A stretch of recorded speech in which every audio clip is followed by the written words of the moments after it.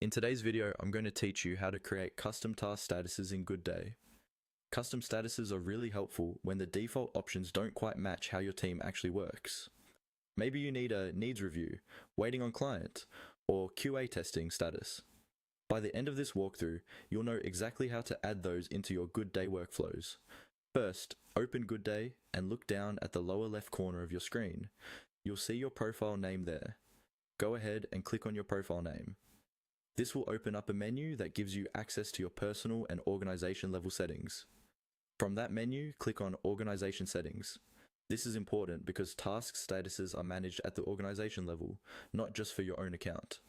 Once you're in the organization settings area, take a moment to let the page load fully so all options appear correctly.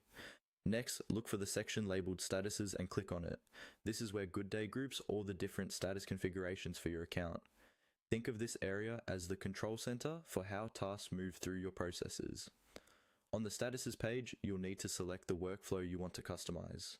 Goodday can have multiple workflows for different types of work, so choose the one that best matches the project or team you're updating.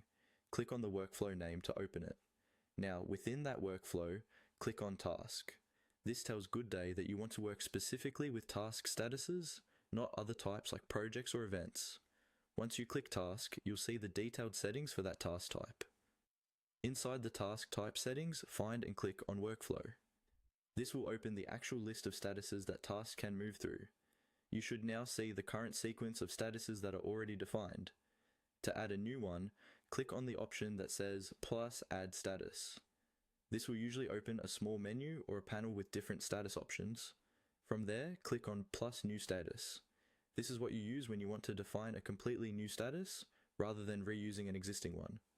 A field will appear where you can type in the name.